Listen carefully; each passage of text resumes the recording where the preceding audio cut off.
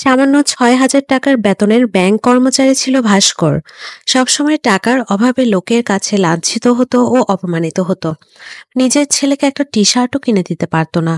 এমন মানুষ কি করে নিজের নীতি বিসর্জন না দিয়েও সৎ চিন্তায় ১০০ কোটি টাকার মালিক হয়ে গেল? জানতে হলে পুরো ভিডিওটি অবশ্যই মনোযোগ সহকারে দেখুন। সালটি ছিল ১৯৯২। একদিন সকালে ঘুম ভাঙতে ভাস্কর মর্নিং ওয়ার্কে গেল। সেখান থেকে ফিরতে দেখে সিআইডি অফিসারেরা তার পথ আটকে দেয়। চিফ ইনভেস্টিগেশন অফিসার লক্ষণ রাও তাকে গাড়িতে তুলে নেয় আর বলে তার বিরুদ্ধে কিছু অভিযোগ আসে। ভাস্করকে নিয়ে মাগধা ব্যাংকে চলে যায়, যে ব্যাংক থেকে সে দুদিন আগে রিজাইন নিয়েছিল। ভাস্কর লক্ষণ রাওকে জিজ্ঞেস করে তার অপরাধ কি। লক্ষণ রাও জানায় তার বিরুদ্ধে অনেক অভিযোগ আছে। ব্যাংকের ফান্ড মিসইউজ করা, সিকিউরিটিজ এবং ব্যাংকের রিসিট ফ্রড করা। তারপর ভাস্করের ফোনে কল আসে তার বাড়ি থেকে। ফোন কলে জানায় সিআইডি এর লোকেরা ভাস্করের ঘর তল্লাশি করছে। ভাস্কর মাথা ঠান্ডা রেখে তাদেরকে কার্যক্রম চালিয়ে যেতে বলে। লক্ষণ রাও সব ইনভেস্টিগেশন করে ভাস্করের ব্যাংক স্টেটমেন্ট নিয়ে দেখলো তার ব্যাংকে শত কোটি টাকা আছে। সে ভাস্কর ছিল এই ব্যাংকেরই অ্যাসিস্ট্যান্ট ম্যানেজার, যার বেতন ছিল মাত্র ৩৬,০০০ টাকা। ২ বছরে তার ব্যাংকে ১০০ কোটি টাকা কি করে হলো, এই ভেবেই সবার চোখ কপালে উঠে। কি করে তার ব্যাংকে এত টাকা এলো সেটা জানতেই আমাদের নিয়ে গেল ৩ বছর আগে। ১৯৮৯ সাল। ভাস্কর কুমার চাকরি করত মাগধা ব্যাংকে এক ছোট ক্যাশিয়ারের পোস্টে। বেতন ছিল মাত্র ৬,০০০ টাকা আর ব্যাংক লোন ছিল ৩৬,০০০ টাকা। আবার ছিল তার আশেপাশের সব লোকেদের কাছে ধার দেনা। বাড়িতে ছিল তার ছোট ভাই, সে ইঞ্জিনিয়ারিং পড়ালেখা করছে, আর ছোট বোন একটা সুন্দর জীবনের অপেক্ষায় আছে। বাবা প্রহ্লাদ কুমার ছিলেন চার্টার অ্যাকাউন্টার। খুব কাছের বন্ধু থেকে ব্যবসায় ধোঁকা খেয়ে লস করে তিনি এখন অবসর জীবনযাপন করছে। এত কিছুর মধ্যেও তাকে সবসময় সাপোর্ট করে যেতেন স্ত্রী সুমতি। তাদের ৬ বছরের একটি ছেলেও আছে। সংসারে সবকিছুই ঠিক ছিল, শুধু একটা সমস্যা ছিল, সেটা হলো টাকা। এদিকে ভাস্কর ছিল খুবই ভালো মানুষ এবং নীতিবান। এত অভাব অনটনের মাঝেও তার নীতি কখনো খারাপ হয়নি। সে অফিসে ক্যাশিয়ারের চাকরির পাশাপাশি এক্সট্রা ইনকামের জন্য ব্যাংকে যারা ফর্ম পূরণ করতে আসে তাদের ফর্ম পূরণ করিয়ে দিত। তাতে সে কিছু বকশিসও পেত। কিন্তু এত কিছু করেও সংসার চালাতে খুব কষ্ট হয়ে যেত ভাস্করের। তার দুটি ইচ্ছে ছিল। একটা হলো অ্যাসিস্ট্যান্ট রিজিওনাল ম্যানেজারের পদটা সামনে খালি হবে, সেই পদটাতে ভাস্কর বসার স্বপ্ন দেখত। দ্বিতীয়টি হলো মারুতি ৮০০ মডেলের গাড়িটি নেওয়ার। গাড়ির মালিক সময় মতো ঋণ পরিশোধ করতে না পারায় গাড়িটি ব্যাংক কর্তৃপক্ষ জব্দ করে ফেলে। ভাস্কর তো এখনও ৩৬,০০০ টাকা পরিশোধ করতে পারল না, তাই ব্যাংক তাকে আর কোনো লোন দিতে পারছে না। এদিকে এলাকায় সে মুখ লুকিয়ে চলে, কারণ এমন কোনো মানুষ নেই যে তার থেকে টাকা পায় না। আজ দিবে কাল দিবে বলে বলে সে দিন কাটাতো, আর পাওনাদাররা তার উপর খুব বিরক্ত হতো। একদিন ভাস্করের শালার ছেলের বার্থডেতে তাদেরকে ইনভাইট করে। ছেলে কার্তিক ও সুমতিকে নিয়ে শ্বশুরবাড়ি যায় ভাস্কর। গিফট দেওয়ার মতো কোনো পয়সাও ছিল না, সে নতুন গিফট কিনবে কি করে, তাই ছেলের পছন্দের খেলনাটি নিয়ে যায় গিফট হিসেবে। ভাস্করের কাছে টাকার অভাব থাকায় সে তেমন কোথাও গুরুত্ব পেত না। শ্বশুরবাড়ি গেলেও কেউ তার দিকে তাকাতো না পর্যন্ত। ভাস্করের শাশুড়ি সুমতিকে সবসময় উস্কানি দিত যেন সে ভাস্করকে ডিভোর্স দিয়ে দেয়, কারণ ভাস্কর গরিব ছিল। এই কথাগুলো সুমতি সবসময় ইগনোর করত। এদিকে ছেলে কার্তিককে তার মামি একটা ছোট কেকের পিস দেয়। কার্তিক আরেক পিস চাইলে সে শুনে তার মামি উল্টো কথা শুনিয়ে দিল কার্তিককে। এটা দেখে অপমানিত বোধ করে কার্তিক এবং স্বামী ভাস্করকে নিয়ে সেখান থেকে মুহূর্তে বেরিয়ে যায় স্ত্রী সুমতি। তারপর তিনজনে একটি ক্যাফেতে যায়। ছেলে কার্তিকের অনেক খিদা লেগেছে। ভাস্কর দোকানদারের কাছে ৩টে বার্গার চাইলো, কিন্তু ৩টে সমপরিমাণ টাকা ভাস্করের কাছে ছিল না, তাই ভাস্কর ২টো বার্গারের টাকা দিয়ে দেয়। কিন্তু দোকানদার তার এই অবস্থা দেখে ২টো টাকায় ৩টে বার্গার দিয়ে দেয়। ভাস্কর এতে খুব খুশি হয় আর ভাবতে থাকে পৃথিবীতে এখনো ভালো মানুষ আছে। তারপর তারা তিনজনে খেলো, আর স্ত্রী সুমতি ভাস্করকে বলছে, আমাকে যদি একটা খাবারের দোকানের বিজনেস করে দিতে তাহলে হয়তো এমন অভাব আমাদের আর থাকতো না। ভাস্কর বলছে, একদিন সব ঠিক হয়ে যাবে, দেখো। পরের দিন ভাস্কর অফিসে গেলে তার কাছে অ্যান্টমি নামের একজন লোক আসে। সে কিছু টাকা ব্যাংক লোন নেবে। ব্যাংক লোন নিতে গেলে তার বিনিময়ে কিছু না কিছু বন্ধক রাখতে হয়, কিন্তু অ্যান্টমি কিছুই বন্ধক রাখতে পারবে না। তার জন্য ভাস্কর তাকে বারবার ফিরিয়ে দেয়, কেননা কোনো কিছু ছাড়া ব্যাংক এত টাকা কখনোই লোন হিসেবে দিবে না। তাই ভাস্কর তার জন্য কিছুই করতে পারবে না জানিয়ে দেয়। কিন্তু অ্যান্টমি আবার আসে তার কাছে। ভাস্কর তার বন্ধু সাম্বার সাথে এই বিষয়ে কথা বলে। সাম্বা হলো ভাস্করের ছোটবেলার বন্ধু। ভাস্কর পরীক্ষায় পাশ করার কারণে তার যে ব্যাংকে চাকরি হয় সেই ব্যাংকে সাম্বা পিয়নের চাকরি পায়। সাম্বা পরীক্ষায় ফেল করেছিল, তাই এই পিয়নের চাকরি পায়। এই উপরে নিচের পোস্টের কারণে তাদের বন্ধুত্ব কখনোই বদলায়নি, আগের মতোই আছে। এদিকে সাম্বা ভাস্করকে অ্যান্টমির কথা জানায়। অ্যান্টমি একজন ইম্পোর্টার। সে ইলেকট্রনিক পার্টসের বিজনেস করে। বাইরের দেশ থেকে সে টিভি এনে এদেশে দ্বিগুণ দামে সেল করবে, কিন্তু এত জিনিস বাইরে থেকে আনতে কাস্টমকে একটা মোটা বকশিস দিয়ে দিতে হয়। এদিকে কাস্টম অফিসার অ্যান্টমির বন্ধু হয়। অ্যান্টমি মালয়েশিয়া থেকে অনেক টিভি আনে জাহাজে।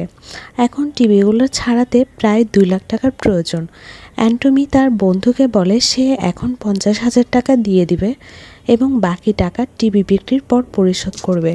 কিন্তু তার বন্ধু কাস্টম অফিসার প্রথমে বিষয়টাতে রাজি হলেও পরে গিয়ে বেঁকে বসে এবং অ্যান্টমিকে জানায় 2 দিনের মধ্যে 2 লাখ টাকা পরিশোধ না করলে সেই টিভিগুলো ওই অফিসার বিক্রি করে দিবে। তাই অ্যান্টমি সবশেষে ব্যাংক লোনের জন্য বারবার আসতে থাকে। তাই সাম্বা ভাস্করকে বুদ্ধি দেয় যে সে তার শালা থেকে যদি 2 লাখ টাকা এনে অ্যান্টমিকে দেয়, তবে অ্যান্টমি টিভি ছাড়িয়ে এনে সে 2 লাখ টাকা পরিশোধ করবে এবং বিক্রির পর লাভের কিছু অংশ সাম্বা ও ভাস্করকে দিবে। কিন্তু ভাস্কর কিছু না বলে সেখান থেকে চলে যায়। পরের দিন ভাস্কর অফিসে যেতে তার এক পাওনাদার পাটেল ভাই এসে দাঁড়ায় তার সামনে। পাটেল ভাই ভাস্কর থেকে 10,000 টাকা পেত। সেই টাকার জন্য ভাস্করকে অনেক অপদস্থ করে। অনেক মানুষের সামনে শার্টের পকেট ছিঁড়ে ফেলে, মানিব্যাগে টাকা না থাকায় মানিব্যাগ ছুঁড়ে ফেলে এবং স্কুটির চাবি তার কাছ থেকে জোর করে নিয়ে স্কুটি নিয়ে চলে যায়। ভাস্কর অফিসে যাবে, তার কাছে কোনো টাকা নেই যে সে ট্যাক্সিতে চড়ে যাবে। অনেক কষ্টে দৌড়ে দৌড়ে সে অফিসে গেল, কিন্তু অফিসে গিয়ে ঘটল আরও একটা খারাপ ঘটনা। সে এতদিন যে পদটার জন্য স্বপ্ন দেখত, সে অ্যাসিস্ট্যান্ট ম্যানেজারের পদে অন্য কেউ বসে গিয়েছে। ভাস্করকে যে ম্যানেজার এতদিন পদটা পাইয়ে দিবে বলেছিল, তিনি ভাস্করের সাথে বেইমানি করে। সাম্বা ভাস্করকে জানায় এজিএম স্যার সুধীরের কাছ থেকে টাকা খেয়ে তার নাম জিএম স্যারের কাছে রেফার করে। রেফার লেটারের সুধীর ছাড়া আর কারো নাম বলা হয়নি। তাহলে এতদিন এজিএম স্যার মিথ্যা আশ্বাস দিয়ে এসেছিল ভাস্করকে। ভাস্কর এখন রেগে গিয়ে সেই এজিএম স্যারের কাছে কারণ জানতে চাইলে এজিএম স্যারও রেগে গিয়ে ভাস্করকে ভয় দেখালো। বলল ভাস্কর যে এক্সট্রা ইনকামের জন্য মানুষের থেকে টাকা নিয়ে ফর্ম পূরণ করে সেটা তিনি জানেন এবং তিনি জিএম স্যারের কাছে এ কথাটা জানিয়ে দিবেন। ভাস্কর এখন কি করবে বুঝতে না পেরে চাকরি বাঁচানোর জন্য এজিএম স্যারের হাতে পায়ে ধরে মিনতি করে ক্ষমা চাইল এবং চাকরি বাঁচানোর জন্য অনেক আকুতি মিনতি করল।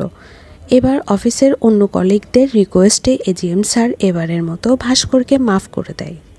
সেই দিন ভাস্কর সেই ঘটনার পর মুহূর্তেই পাল্টে যায়, যেন তার সাথে কিছুই ঘটেনি। সে একদম স্বাভাবিক হয়ে যায়। ভাস্কর এখন বুঝল বেশি ভালো মানুষ হয়ে দুনিয়াতে টিকে থাকা যাবে না, এখন বাঁচতে হবে ভিন্নভাবে। পরের দিন ভাস্কর অ্যান্টমিকে ডেকে পাঠালো এবং অ্যান্টমির হাতে 2 লাখ টাকা তুলে দেয়। এটা দেখে সাম্বা ভাস্করকে জিজ্ঞেস করলো এত টাকা কি করে পেল সে। ভাস্কর অ্যান্টমিকে জানালো সেই টাকা ব্যাংকের লকার থেকে নিয়েছে। সাম্বা ভাবছে এই কাজে যদি ধরা পড়ে যায় তবে চাকরিও হারাতে হবে, আবার জেলও জরিমানা হতে পারে। ভাস্কর সাম্বাকে বলল আজ শুক্রবার, শনি ও রবিবার 2 দিন ব্যাংক বন্ধ থাকবে। সোমবার অ্যান্টমি টাকাটা ফেরত দিলে সকালেই সবার আগে ব্যাংক ভোল্টে এসে টাকাটা জায়গা মতো রেখে আসবো। তারপর অ্যান্টনিকে বলল এই টিভি বিক্রির পর যা প্রফিট হবে তার 20% ভাস্কর আর সাম্বাকে দিতে হবে। অ্যান্টমি এই প্রস্তাবে রাজি হয়ে যায়। এবার অ্যান্টমির হাতে হাত রেখে ভাস্কর জানায় ভাই, আমি অনেক রিস্ক নিয়ে আসলাম, আপনি আমার বিশ্বাস ভাঙবেন না। এই শুনে অ্যান্টনি বলল, আপনি আমাকে ভরসা করতে পারেন, বিশ্বাসঘাতকতা করব না। তারপর তারা একসাথে যেতে যেতে অ্যান্টনির ব্যবসার ধরন জানতে চাইলে সে এর বর্ণনা দিল। সে 80-র দশকে এই সনি প্যানাসোনিক টিভির প্রচুর চাহিদা রয়েছে ইন্ডিয়াতে। এই দেশে এগুলোর দাম পড়তো 40,000 টাকা, আর যেই দেশে এগুলোর উৎপাদন হতো সেখানে বিক্রি হয় 8 থেকে 10,000 টাকায়। সরকার এগুলোতে চওড়া মূল্যে ট্যাক্স কাটতো। আর এই টিভিগুলো স্পেয়ার পার্টস বলে আনতে পারলে কাস্টমসকে কিছু বকশিস দিয়ে দিলে আর চড়া দামে সরকারকে ট্যাক্স দিতে হয় না। এভাবে ব্যবসায় বেশি লাভ করা যায়। তারপর ভাস্কর বাড়িতে চলে আসে। সাম্বাকে অ্যান্টনির সাথে পাঠিয়ে ভাস্কর তাদের জন্য অপেক্ষা করতে থাকে। অপেক্ষা করতে করতে সে খুব টেনশন করতে থাকে, কারণ ঘন্টার পর ঘন্টা পার হয়ে যাচ্ছে, তারা এখনও আসছে না। এই ভেবে ভাস্কর ভাবতে থাকে, অ্যান্টনি কি তার সাথে বেইমানি করবে? টাকা নিয়ে অ্যান্টনি কি আসবে তো?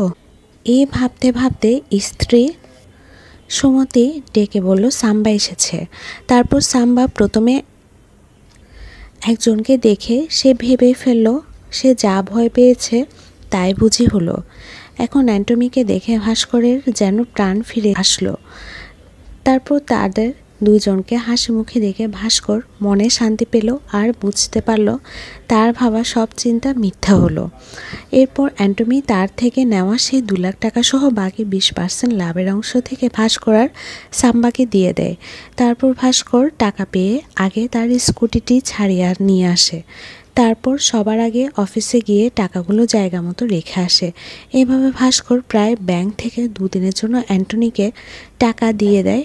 আবার অ্যান্টনি ব্যবসার কাজে লাগিয়ে সেই বিক্রির লাভের একটা পার্সেন্টেজ দিতে থাকে। এভাবে ভাস্কর কম সময়ে অনেক টাকা কামিয়ে ফেলে। সে তার ধারের টাকা শোধ করে ফেলে, ঘরের আসবাব বদলিয়ে ফেলে। এখন আর তাকে কারো কাছে হাত পাততে হয় না। তার এই কম সময়ে এত উন্নতি দেখে সুমতি জিজ্ঞেস করলো, ভাস্কর এত টাকা কোত্থেকে পাচ্ছে? ভাস্কর সুমতিকে বলল, সে ব্যাংক থেকে লোন নিয়ে সাম্বার সাথে বিজনেস করছে। বিজনেসে সে অনেক টাকা লাভ পাচ্ছে। এই শুনে সুমতি খুব খুশি হলো। ভাস্কর সুমতিকে কিছু টাকা দিয়ে দেয়। সুমতি যেন একটা নেকলেস কিনে। সুমতি বলে সে এই টাকা দিয়ে কার্তিকের জন্মদিন করতে চায়, কারণ কার্তিকের কখনো জন্মদিন করা হয়নি। এখন কার্তিকের সব বন্ধু বান্ধব এবং অনেক আত্মীয় স্বজনকে দাওয়াত দেওয়া হয়েছিল।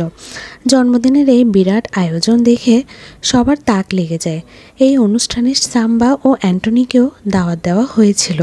তারপর অ্যান্টনি, সাম্বা ও ভাস্কর এক টেবিলে বসেছিল।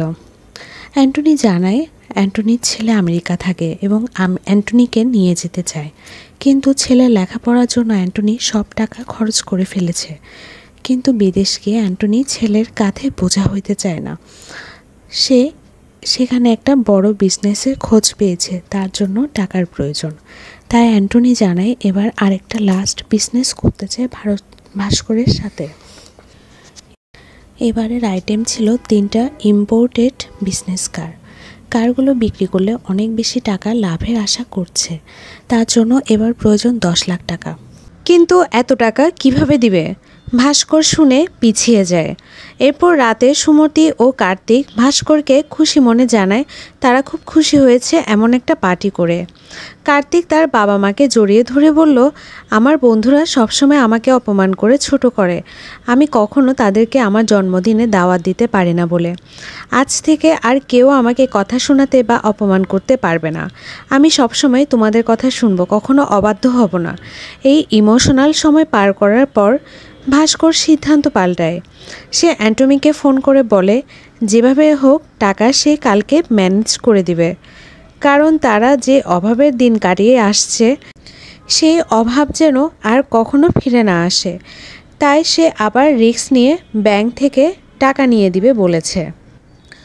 পরদিন সকালে ব্যাংকের ভোল্ট থেকে টাকা নিতে কিছুটা ঝামেলা হলেও সাম্বার সাহায্যে দুজনের বুদ্ধি কাজে লাগিয়ে 10 লাখ টাকা ম্যানেজ করে সে বের হয়ে আসে। অ্যান্টনিকে বলে এই গাড়ি বিক্রি করে যে টাকা লাভ হবে সেই টাকার 3 ভাগ হবে। এখন অ্যান্টনির কাছে খবর আসে যে লোকটার গাড়ি কেনার কথা ছিল সে লোকটা পুলিশের কাছে ধরা পড়ে। এখন কি করবে তারা ভাবতে ভাস্কর বলল, দ্রুত ক্লায়েন্ট খোঁজা দরকার, এই গাড়িগুলো যে কিনতে পারবে। তারপর অ্যান্টনি খোঁজ নিয়ে জানতে পারে গোয়াতে একজন ক্লায়েন্ট আছে, সে ক্লায়েন্ট এই গাড়িগুলো কিনবে। তখন তারা গোয়াতে যাওয়ার প্ল্যান করে, কিন্তু গোয়ায় যেতে চেকপোস্ট পার হতে হবে ইম্পোর্টেড গাড়ি নিয়ে। কিন্তু ইম্পোর্টেড গাড়ি নিয়ে চেকপোস্ট পার হতে দেয় না পুলিশ। তাই ভাস্কর একটা প্ল্যান করে, গাড়িতে ভুয়া নম্বর বসায়, সরকারি ফ্ল্যাগ বসায় এবং প্লেট বসায়। তারপর 3 জন ভিক্ষুককে ভালো কাপড় পরিয়ে মন্ত্রী বানিয়ে বসায় সে গাড়িতে। একজন বার ডান্সারকে মডেল বানিয়ে বসিয়ে সবাইকে নিয়ে গোয়ার উদ্দেশ্যে রওনা দেয়। চেকপোস্টে আটকে দিলে সবাই পুলিশের কাছে মিথ্যে অভিনয় করে পার হতে সক্ষম হয়। অবশেষে গাড়িগুলো বিক্রি করে আশারূপ লাভের অংশ পেয়ে যায়। সেখান থেকে সেই ভিক্ষুক এবং বার ডান্সারকে অনেকগুলো টাকা উপহার দিয়ে দেয়। সেই টাকা পেয়ে তারা খুব অবাক হয়ে যায়। বাকি লাভের টাকা থেকে তারা 3 জনে ভাগ করে নেয়। অবশেষে অ্যান্টনিকে এয়ারপোর্টে এগিয়ে দেয় সাম্বা ও ভাস্কর। এখন ব্যাংকে সে 10 লক্ষ টাকা রেখে আসার পালা। সে বাড়িতে গিয়ে কিছু জামা কাপড় টাকার ব্রিফকেসে ভরে নেয়। এরপর অফিসে যায়।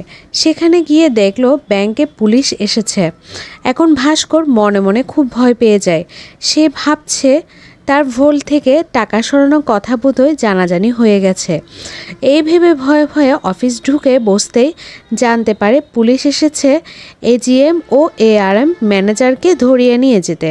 তারা এতদিন ধরে মানুষের কাছ থেকে ঘুষ খেত ব্যাংকে চাকরি দেওয়ার নামে। এখন বুঝতে পারলো তাহলে তাকে যে পদটা দেওয়ার কথা ছিল সে পদটা টাকার বিনিময়ে অন্য কাউকে দিয়ে দেয় এজিএম ম্যানেজার। এখন তার পরের পদক্ষেপ ছিল যে করে হোক ভোল্টে টাকাগুলো রাখা। ভোল্ট থেকে 50 লক্ষ টাকা তোলার জন্য নারায়ণ স্যার তাকে ভোল্টে নিয়ে যায়। সে ভোল্ট থেকে 40 লাখ টাকা তুলে তার কাছে থাকা 10 লাখ টাকা সহ সে মিল করে ফেলে। এখন ব্যাংকে জিএম বিনোদ বোস এসে তার ব্রিফকেসে কি আছে জানতে চাইল। ভাস্করকে ব্রিফকেস খুলতে বলল। ভাস্কর খুলে দেখালো আর ভাস্করের জামা কাপড় পরে আছে সেই ব্রিফকেসে। ভাস্কর এখন এই ঘটনার পর একটু টেনশনে পড়ে যায় আর নিজের কাছে নিজে প্রতিজ্ঞা করে যে সে আর এই কাজ কখনো করবে না, কারণ বেশি লোভে পড়ে গেলে ধ্বংস হতে আর বেশি বাকি নেই। সে এই অপরাধ জগৎ ছেড়ে দিবে জানালো সাম্বাকে। এদিকে সাম্বা জানায় সে আর এই পিয়নের চাকরি করবে না, এতদিন যা কামিয়েছে তা দিয়ে ব্যবসা শুরু করে দিবে।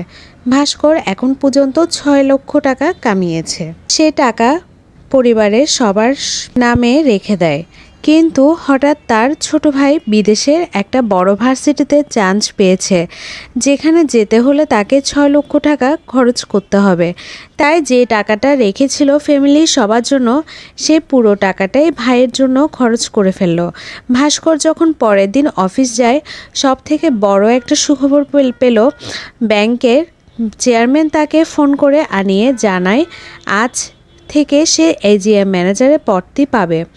আরও জানায় চেয়ারম্যান ভাস্করকে তার সততা এবং পরিশ্রমের কারণে এই পদে তাকে সিলেক্ট করেছে। এখন ভাস্করের 6,000 টাকা থেকে বেতন হয়েছে 19,000 টাকা এবং সে মারুতি 800 মডেলের গাড়িটিও তাকে ব্যাংক থেকে উপহার দিয়ে দেয়। এই শুনে সুমতিকে জড়িয়ে ধরে আনন্দের খবরটি দেয় ভাস্কর। সুমতিও খুব খুশি হয়। যেদিন প্রথম এজিএম ম্যানেজার পোস্টে জয়েন করবে সেদিনই ব্যাংকের চেয়ারম্যান তাকে একটা বিষয় নিয়ে ক্লিয়ার করে দেয়। সেটা হলো হার্ষা মেহতা। হার্ষা মেহতা হলো একজন ব্যাংকের বড় ক্লায়েন্ট। হার্ষা মেহতার সাথে 2 ব্যাংকেরই সম্পর্ক আছে। ব্যক্তি যেমন ব্যাংক লোনের প্রয়োজন হয় তেমন ব্যাংকেরও কখনো কখনো লোনের প্রয়োজন হয় অন্য ব্যাংক থেকে নেওয়ার। কিন্তু এক ব্যাংক কখনো অন্য ব্যাংকে লোন দেওয়া বা নেওয়ার নিয়ম নেই। তাই এই ক্ষেত্রে একজন ব্যক্তি প্রকার হিসেবে কাজ করে থাকে। হার্ষা মেহতা হলো সেই ধরনের এক প্রকার যে ব্যক্তি ব্যাংক থেকে লোন নিয়ে অন্য ব্যাংকে টাকাটা ব্যক্তির অ্যাকাউন্ট ধরে ট্রান্সফার করে। এভাবে এক ব্যাংক আরেক ব্যাংক থেকে লোন আদান প্রদান করে থাকে। যেমন হার্ষা মেহতা মাগধা ব্যাংক আর কাটারি ব্যাংকের মাধ্যম হয়ে কাজ করে থাকে। হারসার সব কাগজপত্রের দেখাশোনা করে সুরাজ নামের এক ব্যক্তি। মাগধা ব্যাংক থেকে টাকা প্রথমে হারসা মেহতার অ্যাকাউন্টে ঢুকে, তারপর হারসা সেই টাকা কাটারি ব্যাংকে ট্রান্সফার করে। একইভাবে লোন পরিশোধ করতেও সেম প্রসেস ব্যবহার করা হয়। সুরাজ এসেছে ভাস্করের কাছে এটা জানাতে যে এই লোন পরিশোধে কিছুদিন সময় লাগবে, তাই ভাস্করের জন্য একটা দামি উপহার নিয়ে এসেছে ঘুষ হিসেবে। কিন্তু ভাস্কর তাতে রাজি না হয়ে জানায় নির্ধারিত সময়ের মধ্যে অবশ্যই লোনটি পরিশোধ করতে হবে। ভাস্কর হারসার ব্যাংক স্টেটমেন্ট চেক করে, সেখানে সে কিছু গড়মিল করে। সে মাগধা ব্যাংক থেকে লোন নেয়, কিন্তু সে যদি কাটারি ব্যাংকে লোনের টাকা ট্রান্সফার করে তাহলে কাটারি ব্যাংকের নাম উল্লেখ নেই কেন? সে প্রশ্ন খুঁজতে ভাস্কর কাটারি ব্যাংকের ম্যানেজারের সাথে দেখা করে, কিন্তু ওই ম্যানেজারকেও হারসা আগে থেকে ঘুষ খাইয়ে বসিয়ে রেখেছে, যার কারণে সে ম্যানেজার ভাস্করকে কোনো হেল্প করতে চায় না। তাই ভাস্কর প্রথমে ভেবেছে চেয়ারম্যান স্যারকে সব জানিয়ে দিবে, পরে ভাবলো চেয়ারম্যান স্যারকে বলে ভাস্করের কী লাভ হবে। ভাস্কর বুঝতে পেরেছে হারসা শেয়ার বাজারের একটা বড় সিন্ডিকেট চালায়। সে জিএম স্যারকে কিছু না জানিয়ে হারসা মেহতার অ্যাসিস্ট্যান্ট সুরাজের সাথে দেখা করে এবং বলে যে সে হারসার সব লোন পাইয়ে দিবে যদি সে ব্যাংক লোনের চেক থেকে 1% করে ভাস্করকে কমিশন দেয়। পাশাপাশি তার যেসব শেয়ার কিনবে বা বিক্রি করবে সেই সব কিছুর ইনফরমেশন অবশ্যই ভাস্করকে আগের দিন জানিয়ে দিতে হবে। সুরাজ উপায় না পেয়ে সব কিছুতে রাজি হয়ে যায়। পরের দিনই 25 কোটি টাকার একটি ব্যাংক লোন ইস্যু করিয়ে ভাস্কর পেয়ে যায় 25 লাখ টাকা কমিশন। কিন্তু এগুলো তো কালো টাকা। এই কালো টাকাকে সাদা করতে ভাস্কর চলে যায় আনোয়ার নামের এক ছেলের কাছে। এই আনোয়ার মানি লটারির কাজ করে, তাই ছেলেটার কাছে বুদ্ধি চাইল কিভাবে 25 লাখ টাকা লিগ্যাল করা যায়। আনোয়ার তাকে পরামর্শ দিল যে আপনি যদি আপনার টাকার 4% কমিশন আমাদের দেন তাহলে লটারিতে বিজয়ী আপনাকে ঘোষণা করা হবে এবং বাকি 17 লাখ টাকা আপনার লিগ্যাল হয়ে যাবে। তারপর পরের দিন ঠিক লটারিতে ভাস্করকে বিজয়ী ঘোষণা করে দেয় এবং পত্রিকাতে লটারির ড্র হয়। নিজের লটারির সাথে লটারি মিলিয়ে ভাস্কর পরিবারের সবার সামনে এমন এক অভিনয় করে যেন ভাস্কর ভাগ্যের জোরে এই লটারি পেয়েছে। তারপর ভাস্কর এই 17 লাখ টাকাকে কিভাবে বাড়ানো যায় তার জন্য অন্য পদ্ধতি বের করে। ওই 17 লাখ টাকায় সে মার্কেটে শেয়ার কিনে ফেলে এবং সুরাজের কাছ থেকে শেয়ার বাজারের সব ইনফরমেশন নিয়ে সেই অনুযায়ী নিজের শেয়ারটি সময় মতো বিক্রি করে দেয়। এভাবে সে 2 সপ্তাহে 70 লাখ টাকার মালিক হয়ে যায়। এইভাবে ভাস্কর লাখপতি হয়ে যায়। এই কথা শুনে অফিসার লক্ষণ রাও তো পুরো অবাক হয়ে যায়। তারপর ভাস্করের ব্যাংক স্টেটমেন্ট চেক করে দেখে সত্যিই ভাস্কর 2 সপ্তাহে 70 লাখ টাকা কামিয়ে ফেলে। এদিকে আবার এটাও দেখে যে সে একদিনে 69 লাখ টাকা খরচও করে ফেলে। কিভাবে জানতে চাইল ভাস্করের কাছে। ভাস্কর জানায় এই টাকা ব্যাংকে রাখার কয়দিন পরে তার বোনের বিয়ে ঠিক হয়ে যায়। বিয়ে উপলক্ষে তারা জুয়েলারি শপে গহনা কিনতে গেলে শপের সেলসম্যানরা তাদের মিডল ক্লাস লুক দেখে ভালো কোনো গহনায় দেখাচ্ছে না, আর তাদেরকে তেমন গুরুত্বই দিচ্ছে না কেউ তাদের পোশাক ও গেট আপ দেখে। তাই ভাস্কর সেদিনও তাদের নিয়ে দোকান থেকে বেরিয়ে ব্যাংকে চলে যায় এবং ব্যাংক থেকে সব টাকা উঠিয়ে আনে। আর সেই টাকা থেকে একটা গাড়ি কিনে 17 লাখ টাকায়। তারপর তারা ফ্যাশন হাউস থেকে দামি পোশাক পরে তারা চলে যায় ওই গহনার দোকানে। দোকানের যত দামি গহনা এক্সক্লুসিভ কালেকশন আছে সব তারা কিনে নেয়। এবার সেলসম্যানরা তাদেরকে খুব আপ্যায়ন করলো। এবার বুঝতে পারলো ভাস্কর টাকা থাকলেই শুধু হয় না, তার ঝলক পোশাকেও থাকা দরকার। ভাস্কর তার বোনের বিয়ে খুব ধুমধাম করেই দেয়। এখন তার সব লিগ্যাল টাকা শেষ হয়ে যায়। সুরাজের কাছ থেকে নেওয়া কালো টাকা তো আর সবসময় লটারির মাধ্যমে লিগ্যাল করা যায় না, কারণ প্রতিবার একজন পরপর লটারি জিতলে ইনকাম ট্যাক্স ঝামেলা করতে পারে। তাই আনোয়ার ভাস্করকে অন্য বুদ্ধি দেয় মানি লন্ডারিংয়ের। এখান থেকে বিদেশে টাকা পাঠালে ওরা ওখান থেকে বিভিন্ন অর্ডার পারচেসের মাধ্যমে টাকাগুলো আবার পাঠিয়ে দিবে, কিন্তু এর জন্য দরকার একটি প্রাইভেট লিমিটেড কোম্পানি। এদিকে সুমতির যে ইচ্ছে ছিল একটি খাবারের বিজনেস করার, সেটা এবার ভাস্কর পূরণ করে দেয়।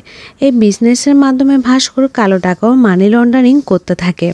সুমতির সাদাসিধে মনে এত কিছু সে বুঝতেই পারে না, কিন্তু ভাস্করের বাবা ঠিকই সব বুঝতে পেরেছে, কারণ তিনি ছিলেন একজন চার্টার্ড অ্যাকাউন্টার। সবই ঠিক চলছিল, কিন্তু ভাস্কর হঠাৎ কেমন যেন পাল্টে যেতে লাগলো। সে সহজ সরল ভালো মনের মানুষটা এখন আর নেই। ভাস্কর এখন আর কাউকে পরোয়া করে না, সবার সাথে খুব রেগে কথা বলে, মেজাজ খিটখিটে থাকে। এত টাকা এখন তার, যার জন্য মনের মধ্যে অনেক অহংকার তৈরি হয়ে গিয়েছে। সুমতি ভাস্করকে সাবধান করে দেয়। এদিকে ভাস্করের বাবাও ভাস্করের সাথে এই বিষয় নিয়ে কথা বলে। যেহেতু বাবা সব জেনে গেছে ভাস্করের সম্পদ তৈরি হওয়ার যে প্রসেসটা ছিল, সেহেতু বাবা প্রহ্লাদ কুমার ভাস্করকে এখানে কালো টাকা ইনকামের পথ বন্ধ করে দেওয়ার পরামর্শ দিল। ভাস্কর পরের দিন অফিস যাওয়ার পর তার কাছে কাটারি ব্যাংকের ম্যানেজার আসে। সেই ম্যানেজারকে ভাস্কর জানায় যে কাটারি ব্যাংকের থেকে প্রায় 100 কোটি টাকার পেয়ারের লোন আটকে আছে। সে ম্যানেজার জানায় তিনি এত টাকা পেয়ারের ব্যাপারে কোনো কিছুই জানে না, কিন্তু সে পেয়ারের সব কিছুতেই সে ম্যানেজারের স্বাক্ষর এবং কাটারি ব্যাংকের সব কাগজপত্র ছিল। ম্যানেজার বলছে সে কোনো পেয়ারে স্বাক্ষর করেনি, এই পেয়ারের ব্যাপারে সে কিছুই জানে না। তবে ভাস্কর এখন বুঝতে পারলো হারসা মেহতা সব পেয়ার জালিয়াতি করেছে এবং নকল করেছে সব কিছু। সে ম্যানেজারের স্বাক্ষর এবং ব্যাংকের সব কাগজপত্র নকল করেছে। ভাস্করের মাথায় এখন যেন আকাশ ভেঙে পড়ল। সে এমন একটা খেলায় ফেসে গেল যা তা কখনো কল্পনা করতে পারেনি। কাটারি ব্যাংকের ম্যানেজারকে বিদায় দিলে তিনি যাওয়ার পথে হার্ট অ্যাটাক করে মুহূর্তে মারা যান। এই ঘটনা দেখে ভাস্কর পুরো শকড হয়ে যায়। সে ভাবে একদিন হয়তো তাকেও এভাবে ফাঁসিয়ে দিতে পারে। ভাস্কর এখন সিদ্ধান্ত নেয় যে তার এখনই এই দুর্নীতি ছেড়ে দেওয়ার সময় এসে গেছে। সে এতদিন যা কামিয়েছে সেই টাকা থেকে সবার মাঝে ভাগ করে দিতে থাকে। ভাস্করের শালাকে বিজনেসের জন্য টাকা দেয়, ছোট ভাইকে বিদেশে বাড়ি কিনে দেয়, বোনকে ফ্ল্যাট কিনে দেয়, স্ত্রীর বিজনেসের জন্য টাকা ইনভেস্ট করে, এইভাবে সবাইকে খুশি করে দেয়। সে আবার আগের মতো হয়ে যায়। ভাস্কর এখন সুরাজে কোনো পেয়ার অ্যাপ্রুভ করে না। এই পেয়ার অ্যাপ্রুভের জন্য ম্যানেজমেন্ট বোর্ড তাকে রিকোয়েস্ট করলে সে চাকরি ছেড়ে রিজাইন দিয়ে দেয়। সে এতক্ষণ এই সব কিছু বলছিল লক্ষণ রাওকে। এখন লক্ষণ রাও ভাস্করের কাছে নিজের রূপ দেখাতে শুরু করে। সে ভাস্করকে বুঝিয়ে দিল ব্যাংকের ম্যানেজমেন্ট এই লক্ষণ রাওকে পাঠিয়েছে এবং এত বড় খেলায় সেও জড়িত। এই পুরো খেলাটায় ব্যাংকের সব ম্যানেজমেন্ট জড়িত। তাই সবাই প্ল্যান করে এই এজিএম পোস্টে ভাস্করকে বসিয়েছে যেন সব দোষ ভাস্করের ঘাড়ে চাপানো যায়। এই দুর্নীতির খেলায় সবাই জড়িয়েছিল, কিন্তু ভাস্কর সময় মতো সব বুঝে ফেলে এবং সঠিক সময়ে সঠিক সিদ্ধান্ত নিয়ে ফেলেছে। সেটা একটু পরে আপনারা জানতে পারবেন। ব্যাংকের জিএম এবং চেয়ারম্যান স্যার সবাই মিলে ভাস্করকে ব্ল্যাকমেল করে ট্র্যাপে ফেলার চেষ্টা করে ভাস্করকে দিয়ে জোর করে 100 কোটি টাকার চেক সই করায়। এবার সব থেকে বড় টুইস্ট হচ্ছে তারা যখন চেক ট্রানজ্যাকশন করতে যায় তখন দেখে ভাস্করের ব্যাংক একদম খালি পড়ে আছে। ভাস্কর এর অনেক আগেই অ্যাকাউন্টে সব টাকা উঠিয়ে নিয়েছে। সে অ্যাকাউন্টও ডিঅ্যাক্টিভেট করে দিয়েছে। এরপর সবাই ভাবতে থাকে ভাস্কর তাহলে এখন কোথায় আছে। ততক্ষণে ভাস্কর দেশ ছেড়েছে পরিবার নিয়ে, কারণ ভাস্কর সব আগে থেকে জানতো যে তার সাথে এমন একটা গেম হতে পারে। তাই সে আগে থেকেই অ্যান্টমির সাথে যোগাযোগ করে সেখানে টাকা ইনভেস্ট করে একটা হোটেল কিনে নেয় এবং আর্জেন্ট দেশ ছেড়ে চলে যাওয়ার জন্য যা কিছু প্রসেস ছিল সব ভাস্করের বাবার হেল্প নিয়ে রেডি করে ফেলেছে এবং পরিবার নিয়ে আমেরিকার উদ্দেশ্যে রওনাও দিয়ে দিয়েছে। এদিকে সে যাবার আগে এই চেয়ারম্যান এবং জিএমের দুর্নীতির অভিযোগ দিয়ে মামলা করে এবং পুলিশ পুরো ব্যাংক ম্যানেজমেন্টকে ধরে নিয়ে যায়। এই হলো ভাস্করের বুদ্ধির গল্প। সঠিক সময়ে সঠিক সিদ্ধান্ত নেওয়া এবং নিজের নীতি বিসর্জন না দিয়েও সে সত্যিই বড়লোক হয়ে গেল। ভালো লাগলে চ্যানেলটিকে অবশ্যই লাইক এবং সাবস্ক্রাইব করে পাশে থাকুন। ধন্যবাদ।